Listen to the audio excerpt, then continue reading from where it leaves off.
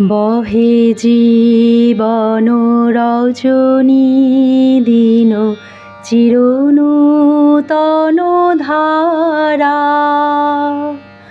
করুণা তব অবিশ্রাম জনমে মরণে, আনন্দলোকে মঙ্গলালোকে বিরাজ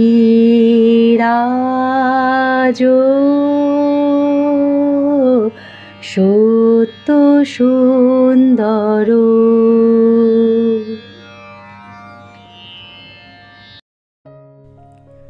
শ্রাবণ মাসের ২২ তারিখ এক আশ্চর্য মহিমান্বিত দিন। বিশ্বকবির অমৃতলোকে যাত্রার এই দিনটি প্রতি বছরই নতুন করে তাঁর মৃত্যুভাবনার নানা দিক যেন উন্মোচন করে আমাদের কাছে। এমন করে তিনি মৃত্যুর রূপ বর্ণনা করেছেন, তাকে সাদরে বরণ করে গান কবিতার যে সম্ভার দিয়েছেন, সে অসাধ্য সাধন কেবল তাঁর পক্ষেই সম্ভব। মৃত্যু জীবনের প্রথম ও শেষ সত্য, এই কথা অনস্বীকার্য। মাতৃগর্ভ থেকে জন্ম নেবার ক্ষণেই সেই চরম পরিণতি নিশ্চিত হয়ে যায়। কবির কথায়, জীবনকে সত্য বলে জানতে গেলে মৃত্যুর মধ্যে দিয়েই তার পরিচয় পেতে হয়। যে মানুষ মৃত্যুকে এড়িয়ে জীবনকে আঁকড়ে রয়েছে, জীবনের পরে তার যথেষ্ট শ্রদ্ধা নেই বলে জীবনকে সে পায়নি। তিনি তাই বলতে পারেন, মরণ বলে আমি তোমার জীবন তরিবাই। ব্যক্তি জীবনে একের পর এক প্রিয়জনের মৃত্যুতে তিনি শোকাহত হয়েছেন গভীরভাবে। অগণিত লেখায় সে প্রমাণ আমরা পাই।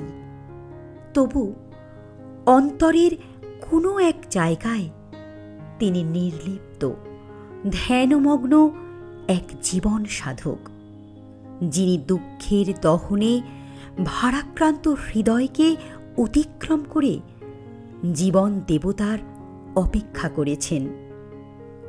যত পড়ি তাঁর জীবন দর্শন আবিষ্ট করে আরও। তাই তাঁকে প্রণাম জানিয়ে বলতে চাই, দাঁড়াও আমার আখির আগে, দাঁড়াও আমার আখির আগে, তোমার দৃষ্টি হৃদয়ে লাগে, দাঁড়াও আমার আখির আগে, দাঁড়াও আমার আখির আগে।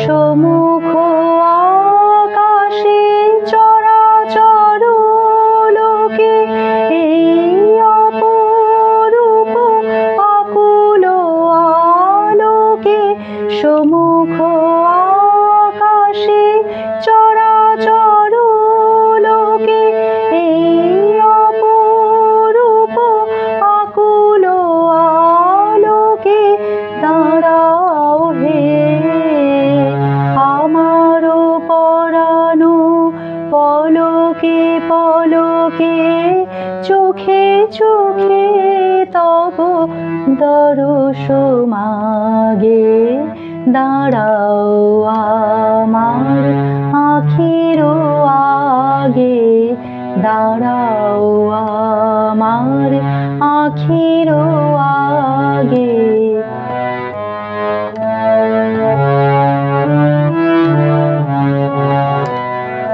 এই যে ধরণী চেয়ে বসে আছে, ইহার মাধুরী বাড়াও হে, ধুলায় বিছানো শ্যাম অঞ্চলে দাঁড়াও হে নাথ, দাঁড়াও হে।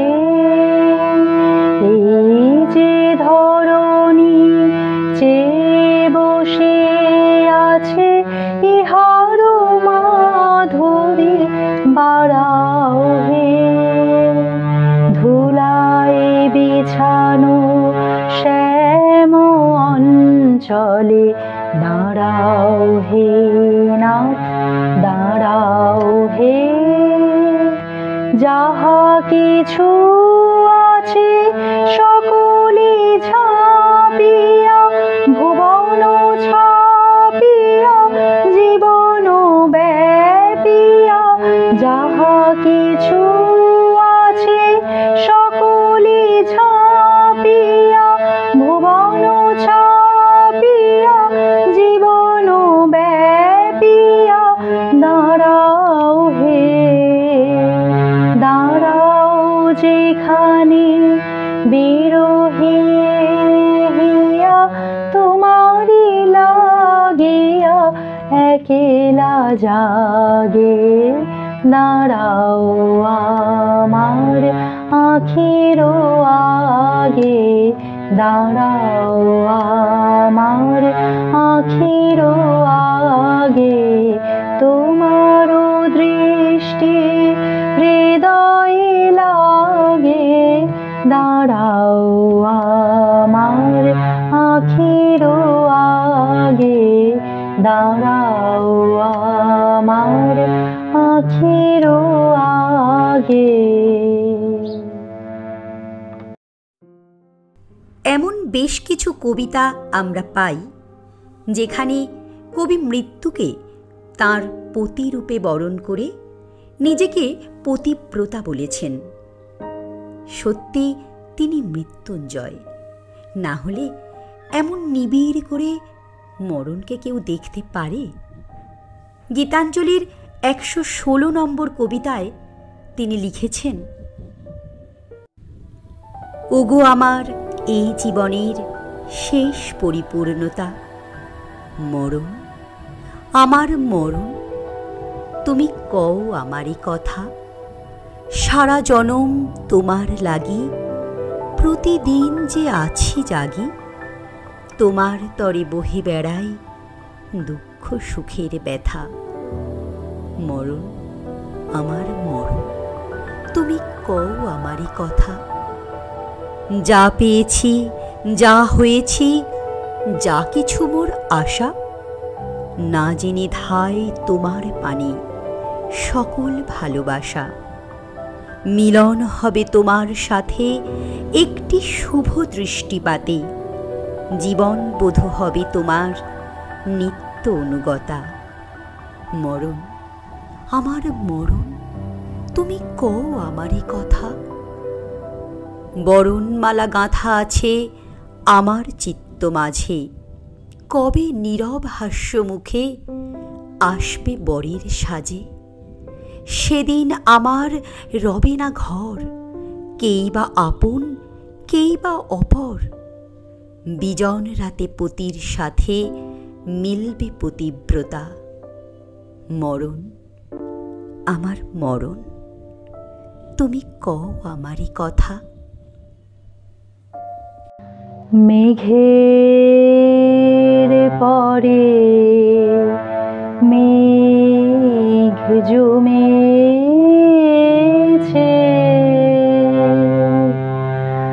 আধার করে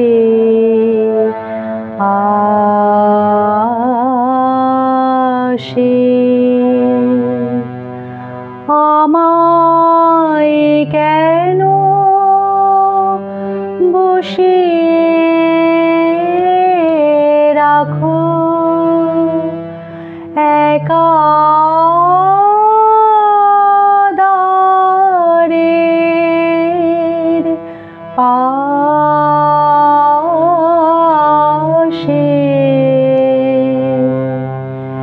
মেঘের পরে মেঘ জমে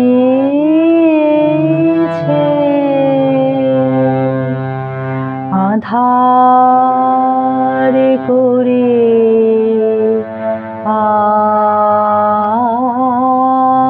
আসে।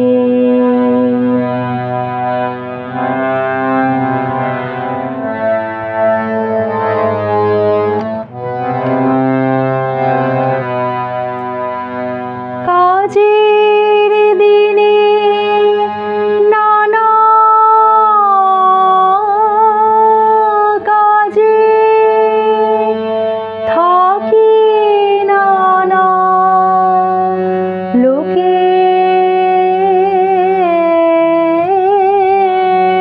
মাঝে।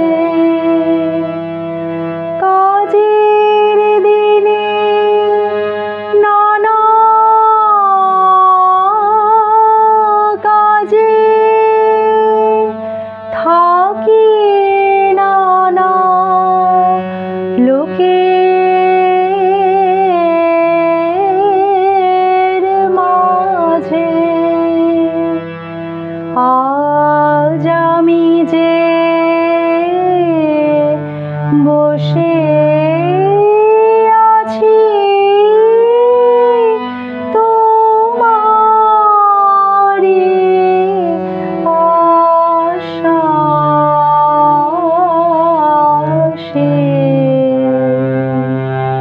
মেঘের পরে মেঘ জমেছে,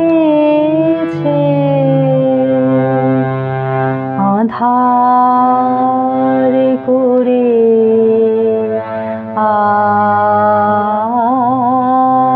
আসে।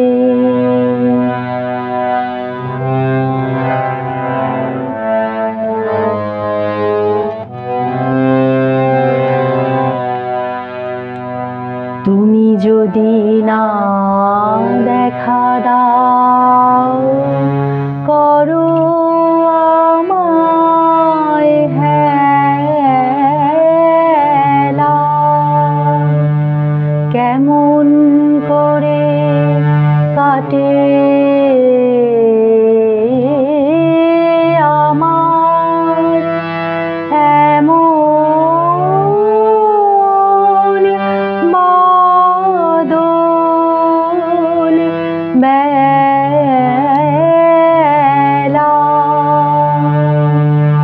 তুমি যদি না দেখা দাও, করো আমায় হেলা।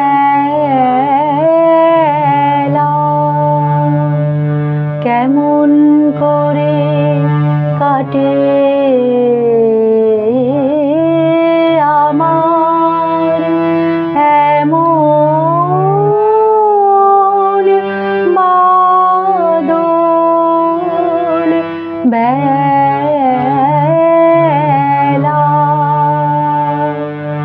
দূরের পানে মেলে আঁখি, কেবল আমি চেয়ে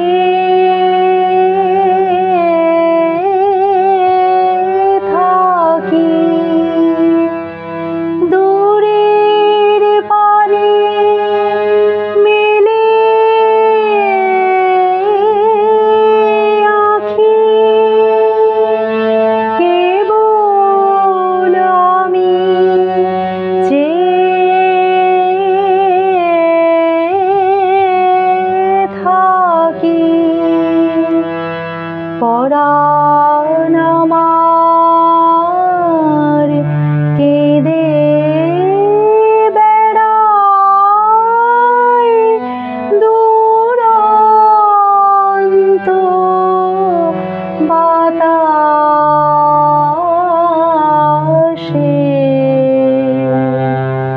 মেঘের পরে মেঘ জমেছে,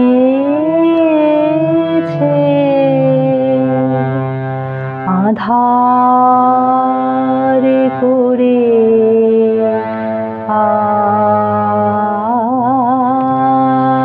আসে।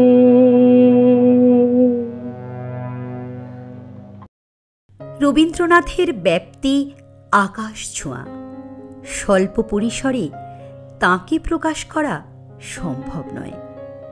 সারা জীবন নিরন্তর চর্চা করলেও সেই অফুরন্ত ভাণ্ডারের কতটুকুই বা আহরণ করতে পারব। তবু সমৃদ্ধ হতে চাই যত দূর সম্ভব। এই আশীর্বাদ প্রার্থনা করে এই শ্রদ্ধাতর্পণ এখানেই শেষ করছি।